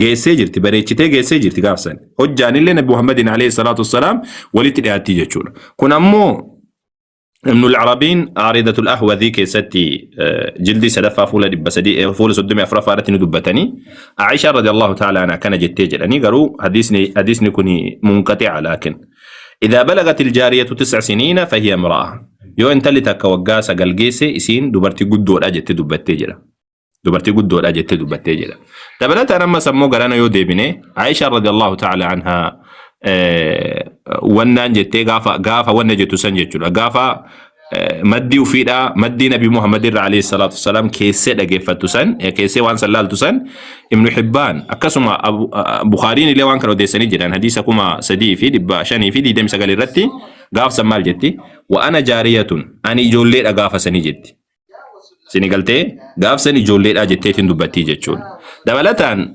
الإمام النووي رحمه الله تعالى وان كان الرتي شرح مسلم جلدي سقلفا فول دبلا ما في جهر رتي غاف دبتان أكنا جري دبتاني واي فول إسلام ما كان الرتي وقوها سان جتشون ijoollee umriidhaan xixiqqoodhaa kana yookaan ijoollee umriidhaanii xiqqoo si wanna jette kana umriidhaan xiqqoo waggaa 9 waggaa 10 waggaa 15 naannoo san jirtu jechuudha ijoollee umriidhaan wanna jedhe kana furuun danda'ama kan jedhu sanirratti haasawan maal jedhanii sirritti ilaala وأما وقت زفاف الصغيرة المزوجة والدخول بها جدا ijoollee xiqqoo yookaan dubara xiqqoo tan heerumsiifamte itti seenuun jedhan umriin isiidha فإن اتفق الزوج والولي على شيء لا ضرر فيه على الصغيرة عمل به يو أبا وراتي في نمني سيرم سيسي أبان يو ولي قلن حال اسم مين يو تأي ركون قبو جدا وإن اختلفا فقال أحمد وأبو عبيد تجبر على ذلك بنت 9 سنين يو ولا بنمو نيرم سفمتي كان جر الرتها سوا تجر مالك فاتمو مالك شافعي الإمام مالك شافعي أبو حنيفة مال جلال حد ذلك أن تطيق الجماع أبا وراء جنجراتون دركما برقون دركما جلال ويختلف ذلك باختلافهن إني سنمو أك إسانيتي أك حال إسانيتي والأبا جلال أكنا جتشون دبرتين مهندلي والكتامد قرين توقع سقلي جيسو جيرتي قراني جيسو جيرتي قل سديتي جيسو جيرتي قل شانيتي جيسو جيرتي تديدمتي جيسو جيرتي ولا يضبط بسن عمري توكو جلال قد أبا مندندامو وهذا هو الصحيح جلال وهذا هو الصحيح جلال سنغالتي كانت يسري اجل ابان توقفا اسلام ما كيستي اجولي يو اسين عمري دان تكو تاتي عمري دان تكو تاتي توكو اباتو هرمسيسو قبا اسلام ما كيستي نيام كمبرا لما فارا ابان وغو كنو سان انتلتي يعني سيمون جيسو جيتشو كانا مبيكا انجيسي ابي بكر ابان عائشه رضي الله تعالى عنها نجيس انتلك يا جيسي تفرد اجلتين هاتي نبي هاتي عائشه كنن امن يرو سنجرو لي تكامر ميتين مبيك كنافو عايشان قدو رقافسن إيرتو الليلة جيسي جرتي الليلة عمري دانا مو قاسا قل جيتشون نمني أكا قامني نما والأبا يرو والأبا واني جارا قرآن اندورا الرجاء جارا قرآن اندورا ورد وقاد بتوكو الراتي في أرد توكومت وقاد بلا مراتي في أرد توكو رامت وقاد بسدي في أرد توكو رامت وقان كونو توكو في أرد توكومت نبي وعمد كان فورا وقاكم توكو في إبا فوريدو إسا كان أركان أرد كينيتين وانا وجد جيغوچون يوكانا ممرتي تكنون تقو سيد أركز على سنين جيچو بالباد لما فانا مي وان قرنون كوني دبتو سنتي ملسا قرنون أما الدنيا رتجري قرى وري وانا دا قرى تجيچو دا وري حاكمي دا دبتني ولغلتي puberty jedhani puberty jechuun puberty in girls jechuun ka gahumsa dubartiin waggaa meeqa geessi kan jiru dubartiin waggaa meeqa geessi kan jiru puberty jechuun guddina dubartiin takka geesse kan jedhamtu waggaa meeqatti kan jedhu qorannoon amma addunyaa irra jiru addunyaa irra kan qorannoon gargaraadha gaggeeffamu kan himamu generally begins between the ages of 8 and 13 akkana jechuun isin galaa miti isaa walii galatti jedha ijoolleen guddinni ijoollee gahumsi ijoollee dubaraadha waggaa 8 hanga 13 jidduutti argamaa jedha isin galaa miti waggaa 8 hanga 13 jidduutti argamaa jedha though it can start earlier or later jechuun achi durallee jalqabuu danda'a yeroo takka jechuudha yeroo garii ammoo achi durallee argamuu danda'a achi boodallee argamuu danda'a garuu ammoo baay'inaan ka warri qorannoo gaggeessu himu waggaa 8tti geessi intalli waggaa 8 irra jidduu waggaa 13tti intalli ni geessi jedhanii dubbatan jechuudha intalli ni geessi kana anaa miti kan qoratee isinitti himaa jiru anaa miti kana qorannoo kamiyyuu yoo qorate yoo deemaati gaafadhaame wannan rayyuu eenyu kana puberty jechuun mallattoo intalli takka gahuudha jechuudha gahumsa buluuga jedhan afaan arabiffaatiin buluuga jedhanii sinnal buluuga jedhanii intalli takka geesse kan jedhamtu jechuun fuudhaaf gahuu sun taane geesse kan jedhamtu jechuun beekaa garaa keessatti waa qabachuu dandeessi ulfaa'uu dandeessi kan jedhamu jechuudha kun ammoo isii bira gahuun ammoo akka dandeettii isiitii wallaaba isinii galaamisa kana ammoo yoo bakka barbaadan seentanii ilaaltanii bakka barbaadan fakkeenyaaf amma organizationii wanna sun jiraami kan fayyaadha jiraami kan waliigalaadha jechuudha internationaliin jiraami tiisa inni sunillee jira international organization amma healthyidha san jechuu yookaan ammoo kan fayyaadha kan jedhamu san munaddamatu siha alaalamiyya kan jedhamu san illee ilaaltan inni sunuyyuu waan kana ni mirkaneessaa isiniin jechuu barbaade garuu ammoo kiristaanonni waan kana waan tokko hin hordofan macaafa isaanii keessa immoo jira inni kun macaafa isaanii keessatti maal jedha wanna irratti mee isin dubbisaa waa'ee fuudhaa irratti jechuudha macaafa isaanii keessatti mee bakka takka isin dubbisaa saddeeti wedduu caalu boqonna 8 nuti obboleetti xinnoo takka qabna isheen guntuta iyyuu hin baafne guyyaa isheen heerumuuf kadhatamtutti nu obboleetti keenyaaf maal goonaa jedha kun maal agarsiisa osoo guntuta hin baasin ijoollee xixiqqoo heerumsiisuu danda'ama jechuudha jarri fakkeenyaaf dubbatame fakkeenya waan hin danda'amne dubbatamu macaafni keessatti nuti obboleetti xinnoo tokko qabna isheen guntuta iyyuu hin baafne guyyaa isheen heerumaaf kadhatamtutti nuti obboleetti keenyaaf maal goonaa jedha isaan hin qoratan hin hubatan Aishaan mee hagam geessiin jedhan wagguu nuti itti himnu Aishaan ijoollee daa'imaadhaa miti umriidhaan waggaa 9 jedhamti malee intala guddoodha intala dhaabbiin isii Nabi Muhammaditti dhiyaatu intala qaamaanillee Nabi Muhammaditti dhiyaatu usu jennee itti himnu lakki daa'ima xiqqoodha akka waan eenyu dubbadhaa isaan hin jedhan hin beeku jecha dogongora kun sirriidhaa miti akkasitti yaadina jechuu barbaadeeti kiristaanota tamam isinii fee yaa jamaa isin gammachiise moo isin naasise السلام عليكم ورحمة الله. وعليكم السلام ورحمة الله وبركاته. جزاك الله خيرا يا شيخنا. أسرت يا كا تساقا أفتك مع فيرنين ننجري قوبنا جرمانو قافي كانوا نتكاسني نكت يا لين تري أكما أكاد دنيا رتي the smallest مازريني هاتي xiqqoodha jedhamtee dubbatamtu akka jiinas buukii irratti kan barreeffamtee jirtu amata 6 amata 5tu jira amata 5 jechuu kiyyee intala gara hindi kana sana deeggaruuf otoo hin ta'ini akkasi jedheetti dubbadheennaani Faaximaa dammoo eenyuun immoo nikaa hidhuudhaa fi mucaan kun hin geenye jedhanii mucaa waggaa meeqaa jiranii xiqqoo sinaa baay'een saasirratti wallahi itti deebi'ee ilaallee dhiheenyuma. Eenyuun Faaximaa moo? Faaximaa dammoo eenyuun mucaan koo hin geenye jedhee didee isii kana sagalii kana fuudhee jedhaniiti criticize gochuu barbaadanii asirratti xiqqoo hubannoon qabuun kun waan isaan ilaallatuudhaa miti bara Faaximaa didanii baataniidhaa miti fakkeenyaaf amma ani intala takka fuudhe jechuun haati manaa kiyyaaf amma obboleettiin tiyya walqixa ta'uu qabdi dirqamas yookaan ammoo ilmoon tiyyaa fi yani dubartiin an fuudhu takka walqixa ta'uu qabdi moo namni hundi walqixa ta'uu hin danda'u osoo jedhamee isin jechuu kiyya itti jedhamu hin jenneetti deebina maal wanni kun waan wal qabatuudha Aishaan nama hagamiiti wanni guddaan isa kana akkuma dura inni mul'isaa ture san hadiisa Bukhaarii san dhaabbattee ani Nabi Muhammad duuba dhaabbadheetiin jara laalaa ture jetti dhaabbiidha hojjaan Nabi Muhammad alayhi salaatu wassalaam hojjaan Nabi Muhammad fi hojjaan Aishaa radiyallahu ta'ala anha walqixa jechuudha si galtee Nabi Muhammad si walqixa taate nakana Aishaadhaa kun asumatti xumuramaa jechuudha takka ammoo takka jaarraa 18ffaadhaan dura namni tokko takka Nabi Muhammad hin qeeqeen beeku achuma as akkaatuma islaamummaa kanatti tuqan dhabanii jennaan wantoota kana qotanii baasanii tumaa irratti haasa'uu jalqaban Nabi Muhammad yeroo san keessa Nabi Muhammad hin qofa sun taane addunyaan akkaataa itti wal fuudhan akkanuma hatta Martin Luther mataan isaadha Martin Luther kitaaba san bira qaba laata yoo jiraate mee isinii wanna godha qaayika biraa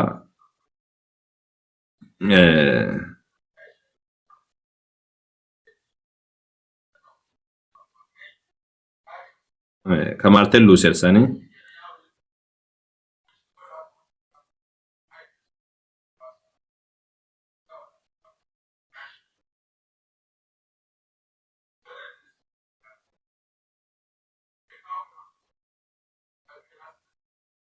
ايوه in barbaadamee yoo argee fi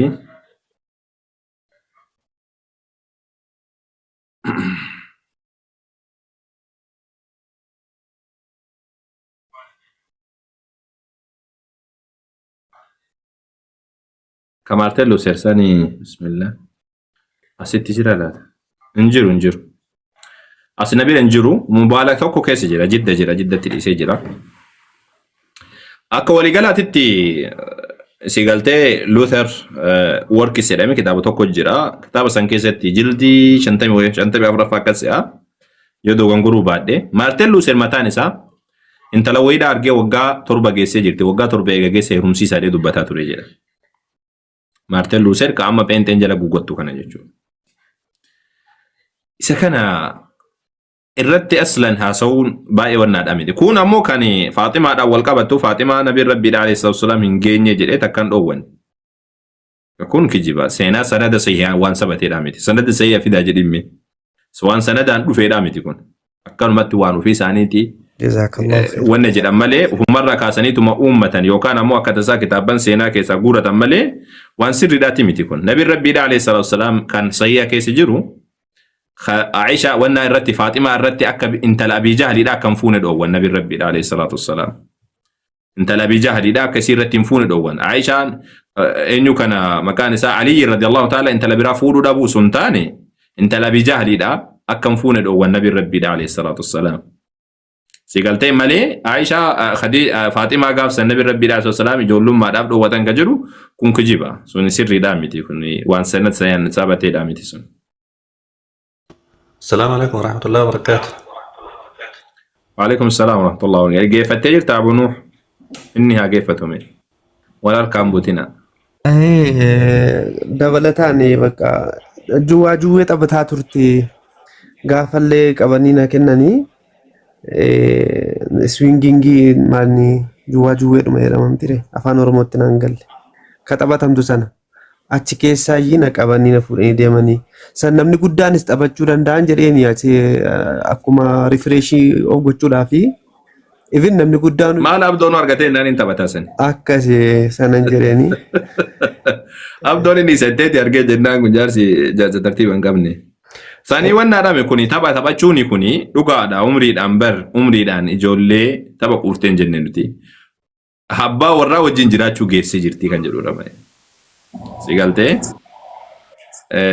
abbaa warraa wajjin jiraachuu geessee jirti jenne malee Muhammad alayhi salatu wassalam Aishaan intabattu jenne Aishaan intabatti maaf intabanni intabatti yoo tabatti maal sallaloo tabachuun yookaan juwaa tabachuun rakkoodhaa miti kun waan chigri takkan qabu jechuu barbaadeeti.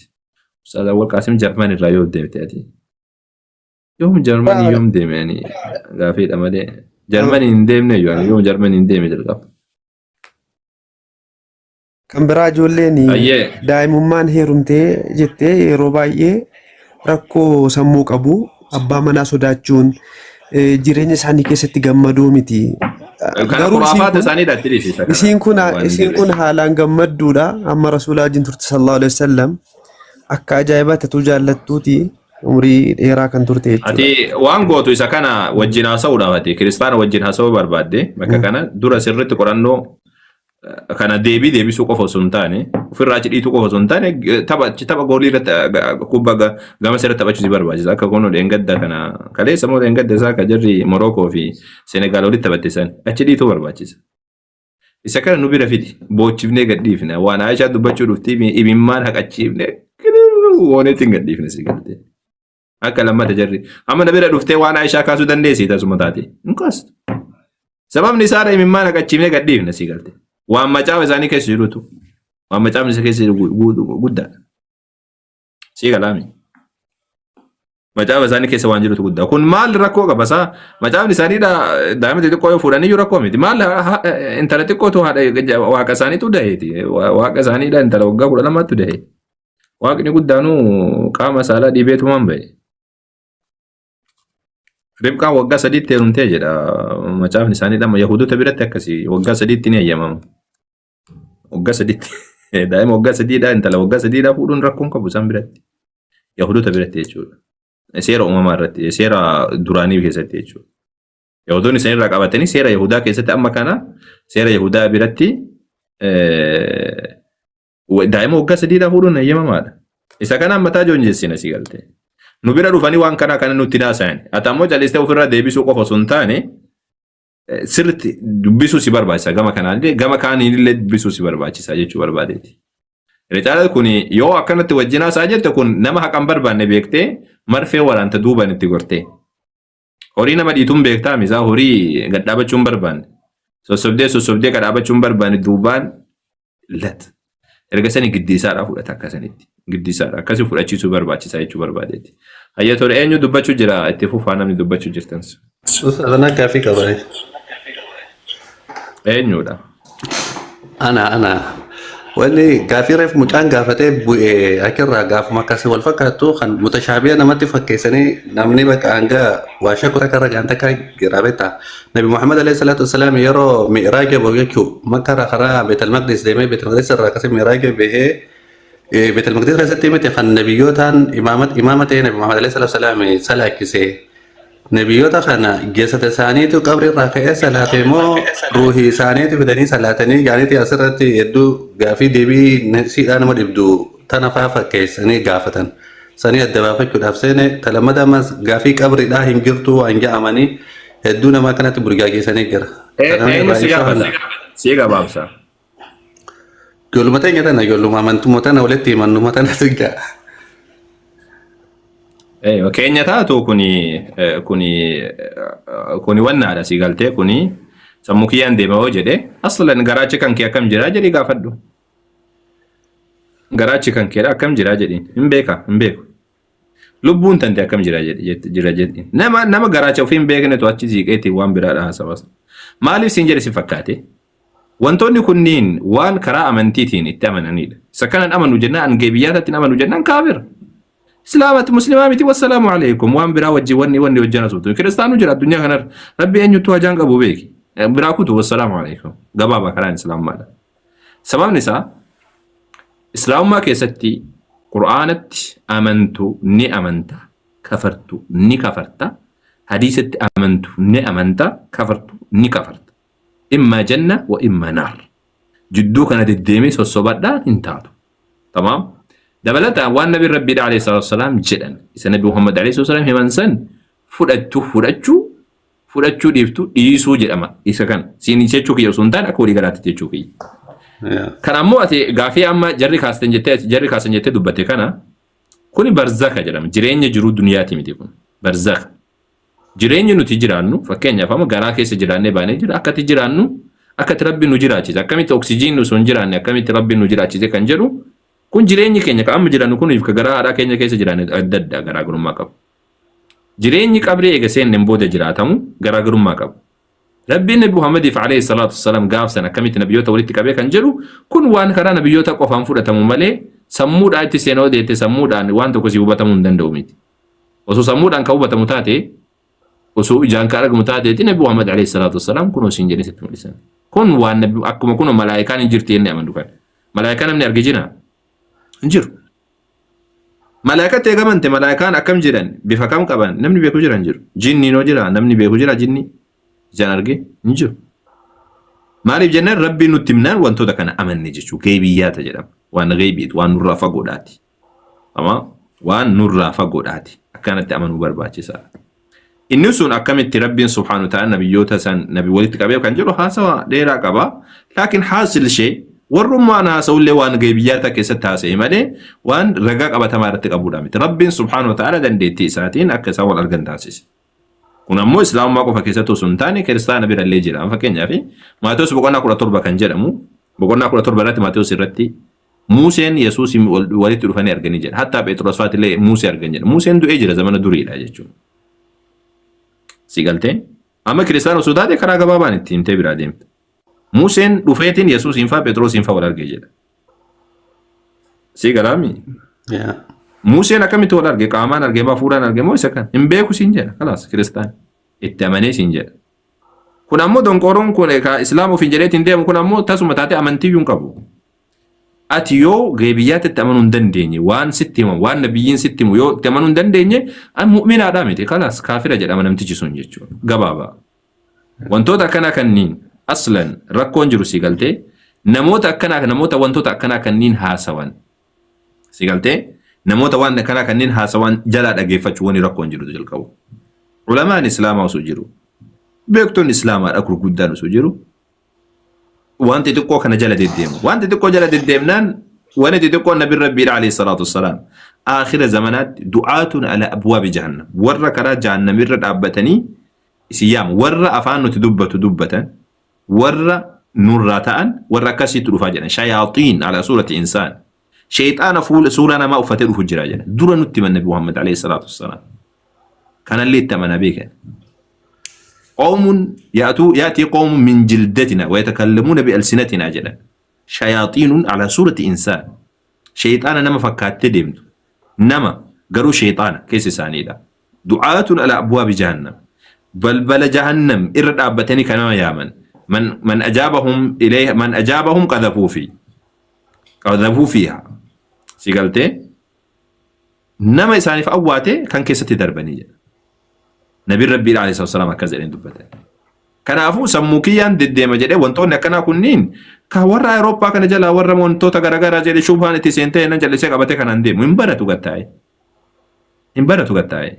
مال غيبيان ما وني أمنون برباچسو مالي وني أمو قرچون برباچسو ربي ندن مباسي جرا كانوندا وانا أمنون برباچ فكين يفهم ربي سبحانه وتعالى تمنت ربنا كم جرا بيك تام بيكتو التمنت ربنا كم جرا بيك تام بيكتو ملائكات تمنت كجرا ربنا ملائكنا كم جرا نم بيكو جرا بيكو عرشين نجرا تمنت بيكتا بيكتو ويان قيامان جيراني تمنى اتلني امنتامي guyyaa qiyama san akkam jira mee guyyaan sun akka guyyaa akkamiiti dachiin akkam jirti maaltu akkam jirti beekta hin beektu ibiddi akkam jirti jannanni akkam jirti kan hunda isaadha amantiidhaan itti amanta waan fagoo jiruudha inni waan rabbiin sitti karaa nabiyyootaati waan sibira ga'uudha itti amanu fudhachuu wassalaamu alaikum yoo ammoo lakki sammuu kiyyatti waan gale waan ija kiyyaan arge maleen amanu yoo jette ammoo inni suni sigada kun ammoo geebiyaata jechuun waan sammuu kan keetii waliin diigne rabbitu beeka jettee waan ofirraa dhiistu jechuudha akkuma himametti waan fudhattu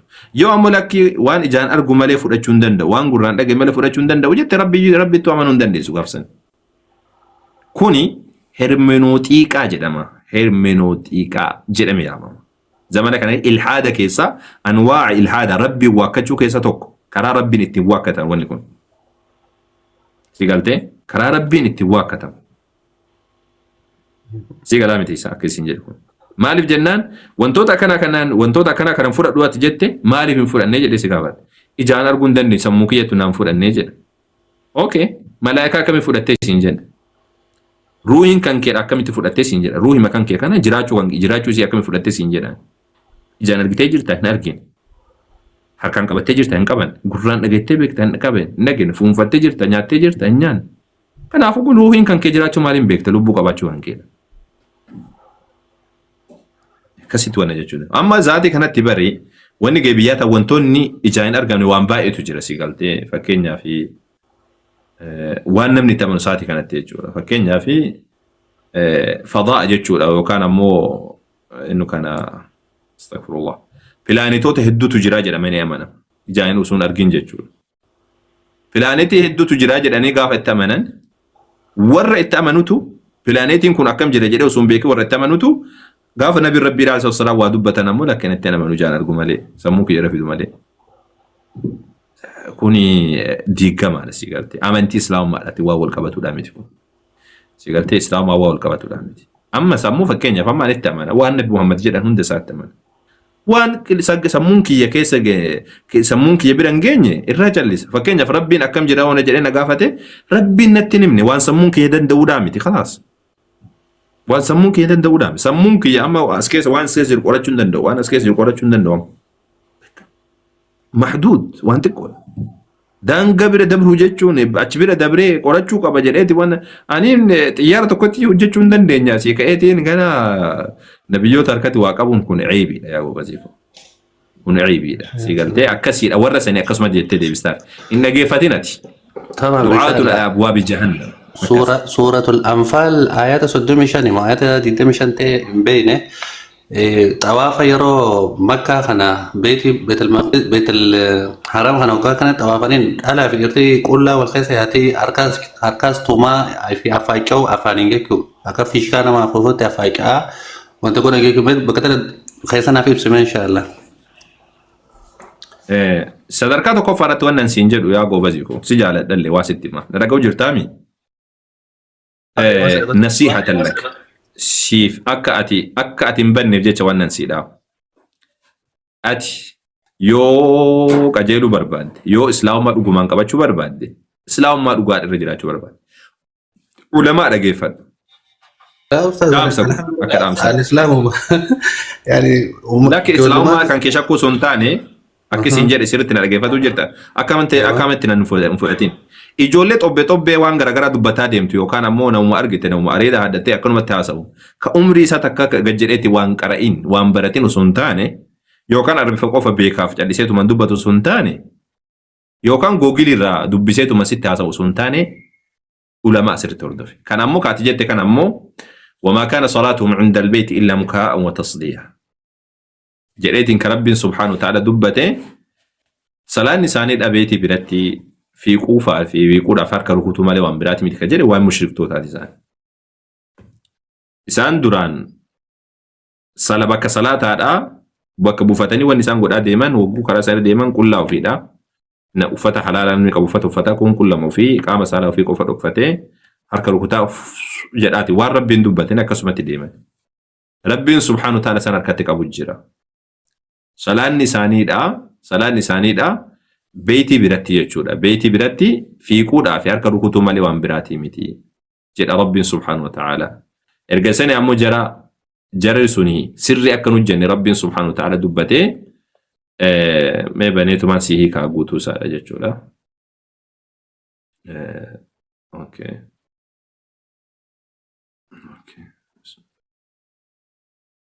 اوكي ايوه سيقالتي مال جدا ما يدور الراس صدم سدير لك اساسيكا وما كان الله ليعذبهم وانت فيهم الله انك سان كتاتهم ميتي وسوات كيس جرتو وما كان الله معذبهم وهم يستغفرون وسو